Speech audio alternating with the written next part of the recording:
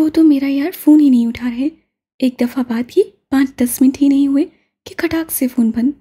उसकी बातों से तो लग रहा था वो मेरी मदद करेगा, मगर वही मज़े लेकर सारी बातें सुनकर बस नो मदद का पोत दिखाकर फ़ोन बंद कर दिया। मुझे वैसे लगता तो नहीं है कि मिशी की इस शख्स से मदद की होगी। इतना रूड था उसका लहजा। पता नहीं मिशी ने क्या देखा इसमें। वो कुशन पे हाथ फेरती, उसके मुख्तलिफ मुख्तलिफ पैटर्न्स बनाती, बेदलीज से अपने साथ बैठी पेंटिंग करती नैन से बोली, ओहो, बताया तो था मैंने, मत कॉल करो, कुछ हासिल नहीं होगा। मिशी उससे मोहब्बत करती है, वो तो मिशी से मोहब्बत नहीं करता ना। उसका क्या लेना देना मिशी और उसकी मोहब्बत से। और तुम एक गुंडे से तवक्का कर बैठी, वो भी जो किसी का लिहाज नहीं करता। वो कहकर ब्रश को हल्का से झंझोड़कर दोबारा पेंट में डिपोकर कैनवस की तरफ मतवजा हुई। मगर मिशी की बातों में यार, उसकी बातों में इतनी इंटेंस सी फीलिंग्स थी कि मैं भी उसमें खो गई कि यार ये शख्स वाकई ऐसा था। उसमें लिखी उसकी अच्छाइयों ने मुझ जैसी शर्मीली लड़की को मजबूर कर दिया मैं उस सिकंदर भा को कॉल करूं, पर फ़ोन से लगता तो नहीं कि वो एक अच्छा इंसान है और मेरी मदद करेगा। उफ यार, मैं क्या करूं? मिशी की मुझे बहुत फिक्र है। ये सब हालात मुझे बता रहे हैं कि मैं हाथ छोड़ के बैठ जाऊं। यार परेशान मत हो, अच्छा कुछ करते हैं। मेरे पास एक आइडिया है। क्या आइडिया है? अब मैं कराची में हूँ और वो लाहौर, तो मैं उसके घर जाने से तो रही। यार मिशी को कौन उठा के ले गया? अल्लाह करे वो मर जाए किडनैप पर किसी तरह, ताकि किसी तरह हमारी मिशी हमारे पास तो आ जाए। मुझे तो डर है नैन कि कहीं उसे बाहर के मुल्क स्मगलिंग में ना भेज दिया गया हो। अगर ऐसा है तो बस फिर बात ही खत्म हो जाती है। वो तो बिल्कुल रोने वाली हो गई। नैनतारा ने ब्रश को ज़मीन पर रखा और घूमकर अपने हाथ को घुटने पर रखकर गहरा सांस लेते हुए बोली, हम उसके पास जा तो नहीं सकते, मगर हम उसे बुला तो सकते हैं। जब हम उससे आराम से कॉल की बात कर सकते हैं, तो मिलकर आमने सामने सारी बात डिस्कस करने में क्या हर्ज है? एकदम शीशा जिससे अपना सर थामा था चौंक पड़ी। What do you mean? हमें कुछ ऐसी बात करनी होगी कि वो थोड़ा वो हमारे पास आ जाए और हमारी मदद करने के लिए भी तैयार हो जाए। एकदम वो सीधी हो बैठी, कुशन साइड पे फेंकते हुए उससे तेजी से कहा, कैसे? बताओ तो सही। मगर वो तो फ़ोन नहीं उठा रहा। वो हमारी बात सुने तो आगे बात बनाए। हाँ, ये तो सोचा ही नहीं मैंने। नैन, उससे कुशन उठाकर नैन तारा पे फेंका। अच्छा अच्छा बाबा, गुस्सा मत हो, बताती हूँ। इससे पहले वो कुशन समेत पूरा सामान उसके ऊपर फेंकती, उससे हाथ सरेंडर के अंदाज में उठाकर उसे तसल्ली दी। गिलास को घुटनों पे रखे वो बड़े बेतासुर नजरों से सामने होती फाइट देख रहा था। वो सबसे काफ़ी अलग थलग ऊपर सोफे पे बैठा हुआ था। जब वो इस हालत में होता था तो कोई उसके पास नहीं आता था। गो कि आज वो किसी पे चिल्लाया नहीं था, मगर उसकी सर सुर्ख आंखों ने पावर करवा दिया था कि उसको कोई छेड़े मत। कुछ दिनों से वो ड्रिंक को हाथ नहीं लगा पा रहा था। ना जाने क्यों एक ही मिनट में उससे 2 ग्लास ख़त्म कर लिए। आज उसे सब छोड़कर वोडका को प्रेफर किया था। उसे पता था उसके साइड इफ़ेक्ट्स बाद में बिल्कुल अच्छे नहीं होंगे, मगर जब भी वो तकलीफ़ में होता था तो खुद को अज़ियत देना ही पसंद करता था। उससे फ़ाइट से नज़र हटाकर अपना फ़ोन ऑन करके टाइम देखा। रात के 2 बज रहे थे। सामने वॉलपेपर पे रमशा की तस्वीर लगी हुई थी। पिंक लहंगे में मलबूस वो वही तस्वीर थी जो बख ने शरारत के तौर पे उसे भेजी थी। अंगूठे को आहिस्ता से स्क्रीन पे फेरते हुए उसे ग्लास साइड टेबल पे रखा और फिर बोतल से एक बार फिर ग्लास भरा। क्या करोगे? मारोगे? यही तो करो कि जो बंदा अपने बाप के घर पे फायरिंग करवा सकता है तो वो मुझे भी मार सकता है। सिकंदर भा, क्या आपने अपनी बहन को मारा है? शेर दाऊद सिकंदर, आपने अपनी बहन को गैरत के नाम पे कत्ल कर दिया। ये क्या किया तुमने दाऊद? अपनी अपनी सगी बहन को मार दिया है? क्यों? उस बेचारी का कसूर क्या था? तुम घटिया तो थे ही शेर दाऊद, मगर इतने बेरहम बेहिस निकलोगे मैंने सोचा नहीं था। अपनी बहनोई को भी मार दिया इसने तो। अब उस बेचारी मासूम जान का क्या बनेगा? उफ, खून इतने सफ़ेद हो जाएंगे, कभी सोचा नहीं था। शेर दाऊद, क्या आपने आमिर भा को 21 मई की शब 12 गोलियां मारी थी? शेर दाऊद, मैं आपसे पूछ रही हूँ, क्या आपने? ग्लास को इतनी सख्ती से उससे पकड़ा था, उसकी आंखों में इतनी वहशत भरी गई थी कि सामने कोई उसे देखता तो खौफ से लर्ज़ उठता। अच्छा जोक है यंग मैन, अपना रिकॉर्ड देखिए, फिर अपनी बातों पर गौर कीजिए। आप हमसे नहीं खुद से मजाक कर रहे हैं। एजेंट दूर, आप एक इंसान बनने के काबिल नहीं हैं। जो शख्स अपनी सगी बहन और बहनोई को मार सकता है तो वो हमारे मुल्क की क्या हिफाजत करेगा? अलवी, तूने मेरा वक्त इसके लिए बर्बाद किया था, इस बदमाश के लिए। अंकल, आपको पता है शेरू ने ऐसा नहीं किया था। कहीं दूर से उसे हन्नान की तेज आवाज़ सुनाई दी थी। हन्नान बेटे, अगर आप फोर्स में आना चाहते हैं तो please concentrate in your studies. आपने डिग्री ख़त्म करने के बाद फ़ौरन CSS का इम्तिहान देना है, और अगर आप इसके चक्रों में पड़े रहे तो आई एम अफ्रेड आपका मुस्तकबिल इस शख्स की तरह तारीख है। एकदम शीशे का गिलास उसके सर गिरफ्त में आकर पिला के टूट गया था, जैसे उसके सारे ख्वाब, सारी उम्मीदें एक ज़रा सी बात पे टूट गए थे। ज़रा सी बात नहीं, उसे ज़रा सी बात नहीं कह सकते थे। उस दिन तो शेर दाऊद मरा था और सिकंदराबाद जिंदा हुआ था। उसी दिन तो खुशियों के दिन ख़त्म और बर्बादी के दिनों का आगाज़ हुआ था। कांच के टुकड़े उसके हाथ में चुभ गए थे। अल्कोहल की वजह से उसका हाथ गीला हो गया था। शाम की वजह से जलन भी होने लगी थी, मगर वो बेतासुर निगाहों से तारीख स्क्रीन को घूर रहा था, जहाँ अभी थोड़ी देर पहले रमशा की भोली सूरज जगमगा रही थी। आई डोंट डिजर्व यू रे। लब खामोश थे, मगर दिल बार बार यही कह रहा था कि मैं तुम्हारे काबिल नहीं हूँ। जख्मी हाथ को मुट्ठियों में लेते वो अब मैच की तरफ मतवजा हुआ था। ये था शेर दोस्त सिकंदर का सेल्फ कंट्रोल लेसन। मामा ड्रिंक करते हैं और उन्होंने क्या कहा? अपने अब्बू के घर पे फायरिंग? क्या मामा ने नाना अब्बू के घर फायरिंग करवाई? बताएं आप ही, क्या कहकर गए हैं मामा? वक्तावर, जानू, तुम्हारे मामा अभी अपसेट हैं, तो मैं उनके पास जाऊंगी उन्हें मनाने। और ना वो ड्रिंक करते हैं, ना ही उन्होंने अपने अब्बू के घर फायरिंग करवाई। वो जिस तरह मैं उन्हें चिढ़ा रही थी ना बिलाल अशरफ के हवाले से, तो उसी तरह ये कह कर रहे थे। वो उसके साथ उसके बेडरूम में मौजूद बेचारगी से बोलते हुए उसका हाथ थाम कर थपकने लगी। मगर आप ही, कौन इतना पागल होता है कि कुछ भी बोलने लग जाए? मामा झूठ नहीं बोलते आप ही, उन्होंने वाकई ऐसा। उससे बात अधूरी छोड़ दी और फूट फूट के रोने लगी। रमशा पहले ही परेशान थी। बख्तावर का रोना गस्प हो गया। उससे बख्तावर को अपने साथ लगाया। नहीं चंदा मेरा बच्चा, प्लीज़, सिकंदर ने कुछ नहीं किया, बस गुस्से में कुछ भी बोलने लग जाता है। बख्तावर इधर देखो, अगर चुप नहीं हुई तो मैं नाराज़ होकर दोनों को छोड़कर चली जाऊंगी। आपको चले जाना चाहिए। जिस तरह के मामा की ये बातें सुनी हैं, मेरा मानना है वो आपके इस काबिल नहीं है। आप इतनी अच्छी हैं और मामा इतने बुरे। बख्तावर, रमशा उससे अलग करते हुए उसका नाम लेते हुए जोर से सरनफी में हिलाया। कौन किसे डिजर्व करता है और किसे नहीं, ये हम डिसाइड नहीं कर सकते। ये काम अल्लाह का है। वक्त जो अल्लाह सोचता है हमारे लिए, हम अपने लिए सोच ही नहीं सकते। भला क्यों? क्योंकि जो रास्ता अल्लाह हमारे लिए चुनता है, उसकी इब्तिदा कड़वी और इख्तिताम मीठी होती है। बस आपने इस सफ़र में 2 काम करने हैं। मुमकिन हद तक खुश रहना है, सब्र करना है, यकीन रखना है उस पाक ज़ात पर जिसने हमें पैदा किया, तो वो किसी भी हाल में हमें अकेला नहीं छोड़ेगा। हाँ, ये सब करने के साथ आपने एक तलवार रखनी है। भला कौन सी तलवार और किस काम के लिए? वो बख्त से पूछ रही थी। बख्त ने कंफ्यूज होकर उसे देखा। ईमान की तलवार, ताकि कोई भी सूरत हाल लोग आपका ईमान डगमगाने आए, आप उनको उस ईमान की तलवार से उनके मकसद को नाकाम कर दो, उनको खुद से दूर कर दो। अगर दूर नहीं होते तो खुद को उन पे हावी ना होने दो, क्योंकि ऐसे लोग एक एक कदम पे पाए जाएंगे, क्योंकि ये लोग, ये सूरत हाल आपको आपकी मंजिल तक पहुंचने नहीं देगी। लोगों को क्या अपनी मंजिल की फिक्र नहीं?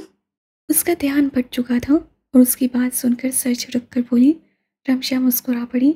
उसके बाल ठीक करते हुए बोली, कुछ को अपनी मंजिल की बजाय दूसरों की मंजिल दिलचस्प लगती है, और वो सारा ध्यान उनके काम, उनकी हरकत और उनके सफ़र पर मरकूज कर देते हैं, और फिर एक एहसास उनके दिल में उजागर होता है, हसद का। जब ये बला उनको अपनी लपेट में लेता है तो वो अपनी मंजिल तक पहुंचने की मेहनत करने की बजाय दूसरों की मंजिल को ख़राब करते हैं। वो ये समझते हैं कि ऐसा करने से उनकी राह आसान और मंजिल की एहतमाम फतह लाएगी, मगर ऐसा होता नहीं। दूसरे को गिराने वाली खुद मुंह के बल गिरते हैं। है, बहुत हो गया लेक्चर। मेरी बख्त है ही इतनी समझदार, उसे ये सारी बातें समझाने की ज़रूरत नहीं है, ठीक है? और मामा के बारे में ऐसी नेगेटिव बातें सोचना छोड़ दूँ। तुम्हारे मामा बहुत अच्छे हैं, ये बात मुझे बताने की ज़रूरत नहीं तुम्हें, खुद पता है। उनके कहने या लोगों के कहने से हम इस बात से इनकारी नहीं होना चाहिए कि वो दिल के कितने अच्छे हैं। हम सबसे बहुत प्यार करते हैं। आजकल कुछ मसले हैं जिसकी वजह से अपसेट हैं। सिंपल सी बात, उन्हें हमारी ज़रूरत है। हमें इस टाइम उनसे नाराज़ नहीं होना चाहिए। वक्त उसे देखती रही, फिर नरमी से मुस्कुराकर बोली, एक बात पूछूं आप ही आपसे? रमशा थोड़ा सा सीधी होकर बैठी। हाँ पूछो। अगर आपको अपनी अम्मी अब्बू मामा में से किसी एक को चुनना पड़े और ज़िंदगी में ऐसा मोड़ आए तो आप क्या करेंगी? उसकी बात पर रमशा एकदम साकित हो गई। दुरायना हताश से अलग हुई। आपको देखकर मैं इतना खुश हुई हूँ चाचू, आप इतने फ्रेश लग रहे हैं। उससे अपने चाचू का बाजू थामकर उन्हें ऊपर से नीचे देखते हुए कहा, आपका देखकर तो ऐसा लग रहा है कि आप जिंदगी की तरफ लौटते हुए आ रहे हैं। हन्नान, आपने मुझे बताया क्यों नहीं? अगर मुझे पता होता हन्नान के घर में मेरे चाचू ठीक होने लगेंगे तो मैं पहली फुर्सत में उन्हें आपके घर भेज देती। ओह चाचू, आई एम सो हैप्पी। दादू और पापा आपको देख लेते तो बहुत खुश होते। तुम यहाँ क्या कर रही हो दुरायना? सपाट खुदर लहजे में खुदात की गई बात पे हन्नान ने गहरा सांस लिया, जबकि दुरायना ने चौंक कर उनके सर चेहरे को देखा। मेरा घर है ये चाचू, मेरे शोहर का घर है। आपको खुशी नहीं हुई मेरे आने से? उससे पूछे दिल से ये बात कही। खुदात ने बेख्तियार लब दबा लिए।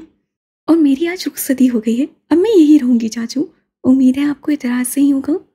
उससे आखिरी बात ऐसे की थी कि अंदर ही अंदर खुदात भी शर्मिंदा हो गया था, मगर बज़ाहिर सपाट चेहरा लिए बिना। ओह हन्नान, आपने मुझे बताया नहीं कि हमारे घर की बेटी बिलाहिर हमेशा के लिए यहाँ आ रही है। उससे खामोश खड़े हन्नान से कहा, जिससे अपनी खुश लबों पर जुबान फेरते हुए कहा, खुदात भाई, असल में आप बैठिए। दुरायना, चाचू के लिए चाय लाओ। वह ऐसा इशारा था कि फ़िलहाल यहाँ से जाओ, मैं संभाल लूँगा सब। दुरायना ने सर हिलाकर उन्हें देखा, फिर उनका बाजू छोड़कर किचन की तरफ चल पड़ी। ये यहाँ पे इतनी जल्दी क्यों आई? क्या भैया ने मेरी वजह से इसे यहाँ भेजा है? उसे तलहीस से कहते हुए अपना सर झटका। कैसी बातें कर रहे हैं भाई, वो क्यों ऐसा करेंगे? मेरी जासूसी करनी होगी और क्या। इसका कोई फ़ायदा तो नहीं था। मैं जैसे वहाँ था वैसे ही यहाँ हूँ, नकम्मा और वेला। और कोई खबर मिलनी थी तो तुम्हारे ज़रिए मिल सकती थी, मगर उन्हें आराम नहीं है लगता है।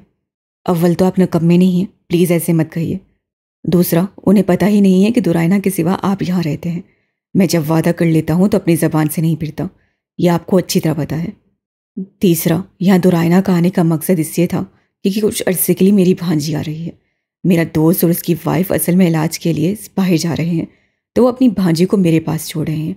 मैं तो ज़ाहिर ड्यूटी पे होता हूँ, उसका ख्याल नहीं रख सकता। दूसरा, घर में एक औरत का होना ज़रूरी था। इसलिए मैंने ये बात जब अंकल से डिस्कस की तो उन्होंने कहा कि रुखसती उन्होंने वैसे भी सादगी से करनी थी। अगर अभी हो जाए तो क्या हर्ज है। वैसे भी अकेली बच्ची का घर में रहना भी ठीक नहीं है, तभी दुरायना यहाँ मौजूद है। उसकी बात पे खुदात को थोड़ा बहुत सुकून हुआ, मगर चेहरे पे अभी भी तफक्कुर की लकीरें शामिल थीं। मतलब और कोई भी आएगा यहाँ रहने? उनके लहजे में अजीब सी इनसिक्योरिटी हन्नान ने महसूस की। आपको एतराज़ है तो? उसकी बात हठात ने तेजी से काटी। मुझे शर्मिंदा मत करो हन्नान, ये घर तुम्हारा है। मैं कौन होता हूँ एतराज़ करने वाला? तुम जिसे चाहे रखो, मैं भी तो मेहमान हूँ तुम्हारा। अरे खुदात भाई, हंस पड़ा। आप मेरे बड़े भाइयों की तरह हैं। ये घर आपका भी है, बल्कि अब तो मैंने डिसाइड कर लिया है, आप मेरे साथ रहेंगे। कोई ज़रूरत नहीं है आपको कभी वापस जाने की। कसम से मुझे इतनी खुशी हुई है आपकी आमद से, वरना मेरे घर में उल्लू बोलते थे। वाह, मेरे आने पे इससे ऐसे लफ्ज़ इस्तेमाल नहीं किए और मेरे चाचू के लिए कैसे मीठी शहद बन गया। एकदम उन दोनों की बात सुनकर वो धूट डालते हुए खुद से बड़बड़ाई। फ़ोन की बजती बेल पे वो बेख्तियार झोंकी। उसने फ़ोन उठाकर देखा, उसके चेहरे पे बेख्तियार मुस्कुराहट उभरी। फ़ोन उठाकर बोली, मैं तो समझ रही थी कि जैसे ही वहाँ पहुँचूंगी मैडम की धड़ाधड़ कॉल्स आने लगेंगी, मगर लगता है महबूब की खुशबू ने मोहतरमा को अलर्ट कर दिया है कि मेरी इनसे मुलाकात हो चुकी है। ये कैसा सवाल है बख्तावर? रमशा फीकी सी हंसी में ये बात कह गई। अभी मैं जानती हूँ दुनिया का सबसे मुश्किल तरीन सवाल है, मगर बताएं वक्त, तुम मुझसे कह रही हो कि मैं अपनी बात सिल रखूं या दिमाग? उसकी आंखें सुर्ख हो गईं, नमकीन पानी भी भर आया। ऐसे कैसे मुमकिन हो सकता है कि मैं दोनों में से किसी एक को चुनूं और जिंदा रहूं? मेरे माँ बाप बेशक मेरे साथ ना हो, मगर वो लोग मेरी पूरी कुल कायनात हैं। उनकी वजह से मैं आज मौजूद हूँ। उनकी दुआओं की वजह से इतने बुरे एक्सीडेंट से जिंदा बच कर आई हूँ। मेरी वजह से मेरी अम्मी अपने घर वालों तक को छोड़ चुकी थी। मेरी वजह से अब्बू ने अपना सोशल सर्कल मदूद कर लिया कि कोई लोग मेरे बारे में कुछ उल्टा सीधा मत बोले। जिस तरह तुम्हारे मामा ने तुम्हारी दुनिया जन्नत बनाई हुई है, वैसे ही मेरे अम्मी अब्बू ने मेरी महरूमी को मेरी कमज़ोरी नहीं, मेरी ताकत बनाया। अगर मैं यहाँ तुम्हारे मामा के साथ सरवाइव कर रही हूँ, उनकी बदौलत, उनकी तरबियत की वजह से। सारी बातें कुछ सही मुझे एक आँच भी आने नहीं दी, तो सवाल नहीं पैदा होता कि मैं उनको छोड़ दूँ। रही बात सिकंदर की, वो लाख बुरा, लाख गलत, लाख नफरत के काबिल सही, मगर वो मेरा मोहसिन है, मेरी दर्द की दवा है, मेरा रखवाला है। बख्तावर, मेरे में कुछ नहीं है, मगर वो शख्स अपनी बातों से मुझे एहसास दिलाता है कि मैं बहुत ख़ास हूँ। तुम्हें पता है, जब उसे पता चला कि मैं बोल सकती हूँ, अकला अकला कर, ठहर ठहर कर बोलती हूँ, मुझे लगा वो मेरा मजाक बनाएगा, मुझसे नफरत का इजहार करेगा। बट यू नो वट वक्त, सिकंदर हदीद रोया, खामोशी से अपना सर मेरे कंधे पे रख कर रोने लगा। वो लफ्ज़ क़यामत तक नहीं भूलेगा मुझे। जब सिकंदर पे मुझे गुस्सा आता था तो यही जुमला मुझे झगड़ा लेता था। बोलते हुए उसे तकलीफ ज़्यादा होने लगी, गला रोन दिया, आंखों में ढेर सारा पानी जमा होकर बहने लगा। क्या आपी? पानी? उससे आंखें बंद करके कहा और हल्का सा खांसने लगी। वक्त तेजी से उठी और चाकू उठाकर ग्लास में पानी भरा और उसके पास आई।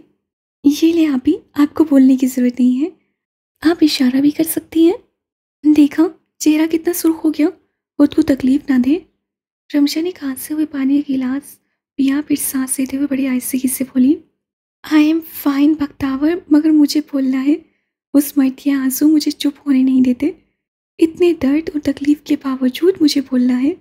उस मर्द को एहसास दिलाना है कि हाँ, अल्लाह उस पर मेहरबान है, तुम अकेले नहीं हो। उसकी तरफ बस लौट आओ। आप ही रिलैक्स करें प्लीज़, आपको बहुत तकलीफ हो रही है। बख्तावर परेशानी से उसके पीले पड़ते हुए चेहरे को दुपट्टे से साफ करने लगी। चंदा छोड़ो, बैठो। उससे बख्तावर का हाथ पकड़ा और उससे बिठाया। सिकंदर ने कहा था, क्या अल्लाह इस कदर मेहरबान हो सकता है? तो बस वहीं से सारी बात खत्म हो गई। बख्तावर, कोई शख्स तुम्हारे बाप के अलावा तुम्हारे लिए रोए, तुम्हारे खोने से वो खुद को खुशकिस्मत तस्वुर करे, तो समझ जाओ ही इज जीवन। तो सिकंदर को छोड़ने का सवाल पैदा नहीं होता। वो ऑक्सीजन है मेरा। वो हंस पड़ी, हंसो वक्त भी पड़ी। रही बात मेरे माँ बाप की, उन्हें छोड़ दिया तो ऑक्सीजन तो मिलती रहेगी, मगर फिर मेरी ज़िंदगी में बेसुकूनी होगी, खुशी मिलने पर भी खुशी नहीं होगी। वो चुप हो गई, फिर जाकर पानी का एक और ग्लास भरा। मामा ने जिस लड़की से मोहब्बत की, उससे शादी की, वो लड़की कभी आम नहीं हो सकती। मैंने तो देखकर ये बात दिल में सोची थी, आज कह रही हूँ। इतने प्यारे दिल की लड़की किसी को भी मिल जाती, वो को खुशकिस्मत तस्वुर करता हूँ। रमशा पानी पीते हुए हंसी। ऐसा बोलो, तुम्हारे मामा के कान हर जगह फिक्स होते हैं, सुन लिया तो पहले से पागल है, मज़ीद पागल हो जाएंगे। आप लोगों का प्यार देखकर मेरा भी दिल करता है मेरी भी कोई लव स्टोरी शुरू हो। माहौल वैसे ही बोझल था। उसको ख़त्म करने के लिए वक्त ने बात छेड़ते हुए शरारत से देखा। रमशा मुस्कुराई। इतनी सी उम्र है खेलने कूदने की, और बच्ची को अभी से लव स्टोरी चाहिए।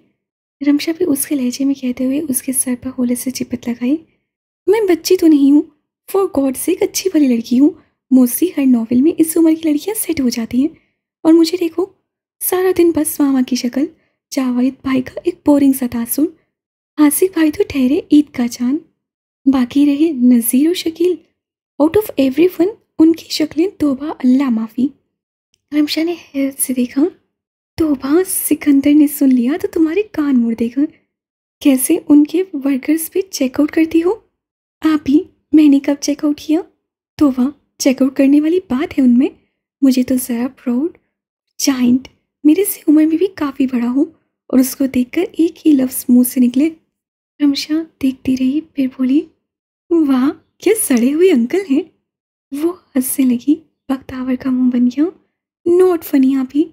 जिस तरह के बंदे की तुम बात कर रही हो उससे खड़ूस फुटे अंकल मिल सकते हैं। मजाक उड़ा लें, खुद को तो स्मैशिंग 20 मिल गया। मैं तो ऐसी ख्वाहिश की तो मजाक उड़ा दिया। वो तो रूठ ही गई। अरे जानू, दुआ करो, दुआ में बहुत ताकत है।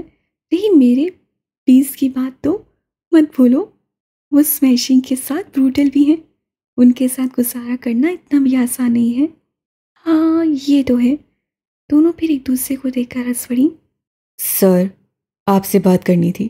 जावेद जल्दी से भागते हुए सिकंदर के पास आया, जो बिल्कुल खामोश बैठा किसी गैर नुक्ते को घूर रहा था। जब जावेद की बात पे बोला, हाँ बोलो वेदे। उसका लहजा बड़ा बोझल था। सर, मुझे लगता है हमारे क्लब में कोई घुस गया है, क्योंकि अभी हमें अलार्म की आवाज़ आई है, वो भी जहाँ बीबी और भक्त के डॉर्म रूम है। हमने बंदे भेज दिए हैं, आप चलें सर। वॉट? कोई अंदर कैसे घुस सकता है? वो हैरत से चिल्लाया। इससे पहले जावेद कुछ कहता वो उसे छोड़कर तेजी से भागा। मैंने तुम्हें इसलिए फ़ोन नहीं किया, तुम्हारी हाल चाल पूछकर। All good? शरीना की झुंझलाई आवाज़ पर दुरैना मुस्कुराई। हाँ हाँ, जब हन्नान जैसे शौहर मिले तो ऑल गुड ही होता है। और तुम्हें ये पता है, तुम जो पूछना चाहती हो वो बताओ। वैसे यहाँ आकर सिंपली हैंडसम हो गए हैं, मगर मेरे प्यारे चाचू जरा मज़ीद खड़ूस हो गए हैं। पहले तो सबसे ज़्यादा प्यार से मुझसे बात करते थे, अब जैसे ही मिले तो अपना सा मुंह लेकर रह गए। शरीना का हताहत के शिखर पे अपना दिल जोर से धड़कता हुआ महसूस हुआ और उस धड़कन के बढ़ते शोर पे सर झटक कर बोली, आई ना, मुझे तुम्हारी फिक्र थी और वैसे भी तुम्हें मिस कर रही थी। घर बिल्कुल सूना सूना हो गया है। कोई नहीं, अब मैं यहाँ आ गई हूँ, तुम्हारे दिल के सूनेपन को बहुत जल्द ख़त्म करूँगी। अब रखो, मैं अभी आपके पिया को चाय दे दूँ। दूर आई ना, बकवास मत करो, मैं रख रही हूँ। अब मैं तुमसे तभी बात करूँगी जब तुम खुद तमीज़ से फ़ोन करोगी मुझे। अब तो तुम्हारी बात उनसे ही करवाऊंगी। दुरायना की बात पे शरीना को अपना फ़ोन बंद करना पड़ा। उससे मुंह पे हाथ रखा, फिर हंस पड़ी। कोई आदमी क्लब के अंदर आराम से घुस गया और तुम लोग घोड़े बेचकर सो रहे थे।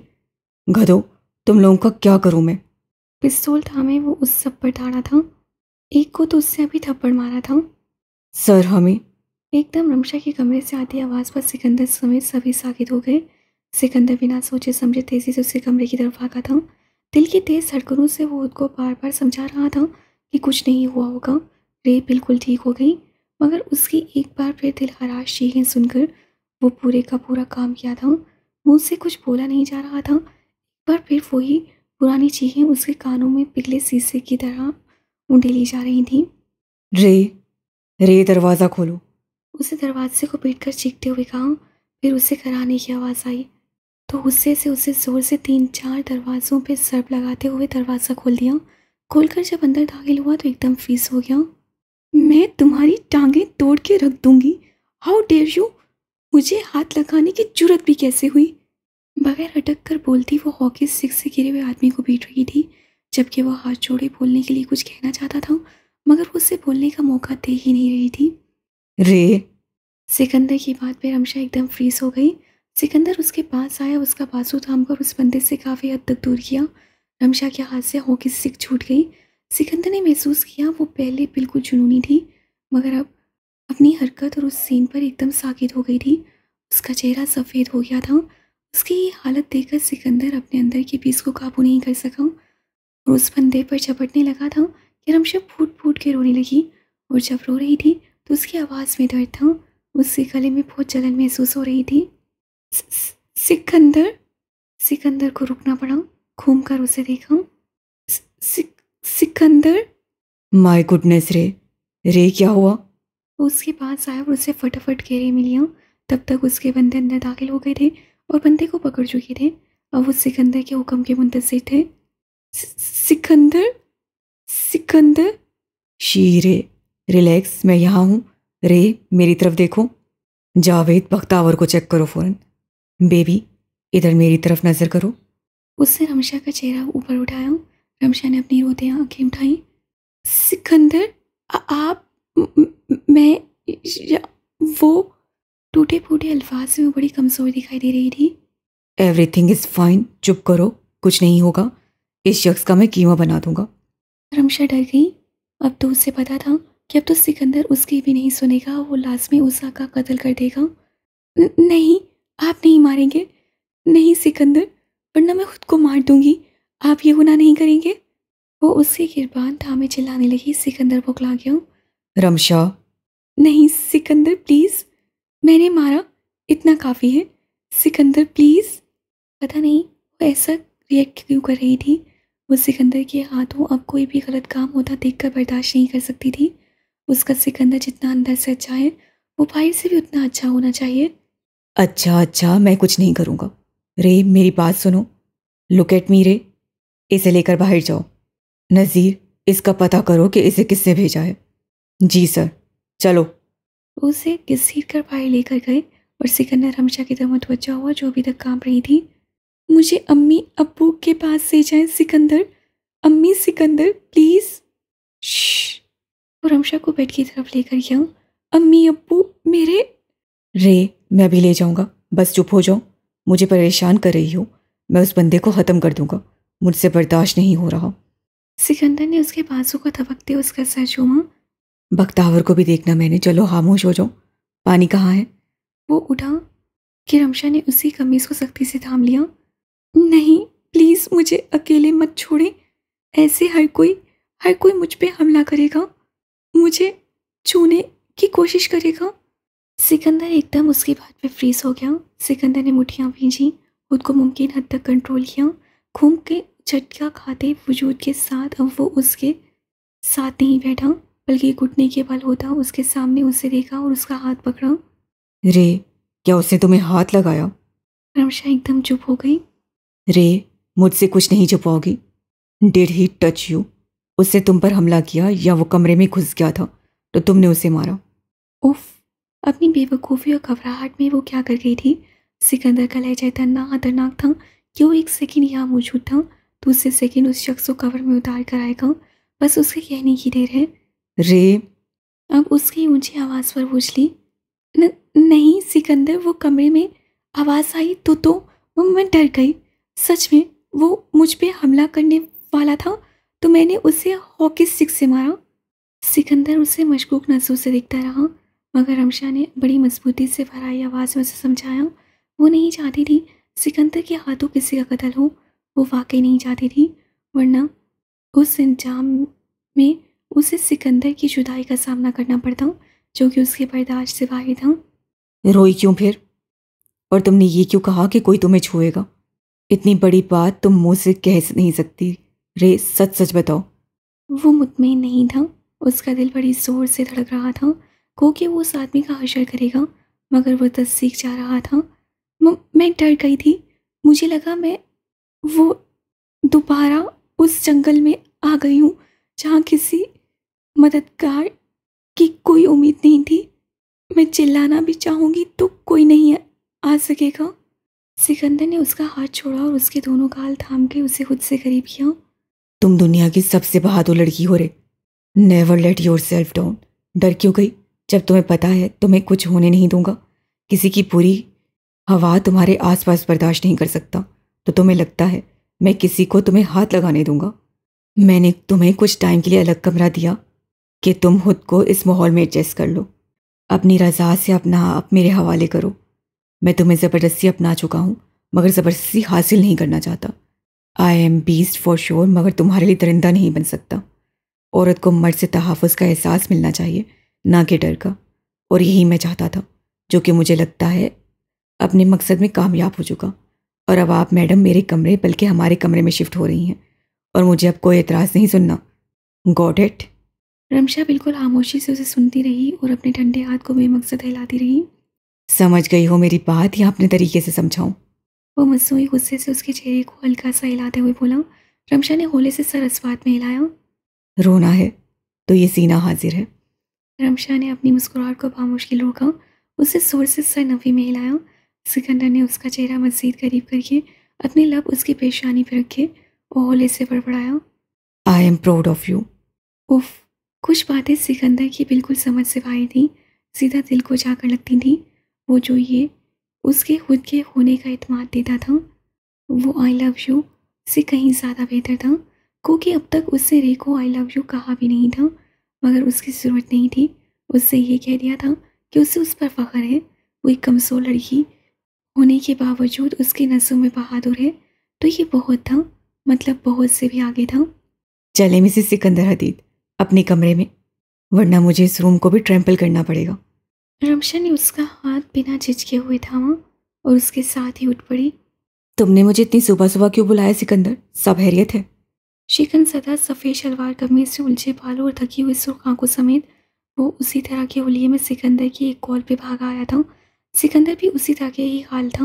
वो सारी रात सो नहीं सका था। पहले उसने उस बंदे से डील किया और जब मुंह से बात अपने तरीके से निकाल कर उसे मालूम हुआ कि उसे किससे भेजा है और किस मकसद के लिए भेजा है, तो उसका खून खोल उठा। खामोशी से उसका काम तमाम करके उससे फटाफट हनान को कॉल की और फिर बख्तावर के कमरे में गया।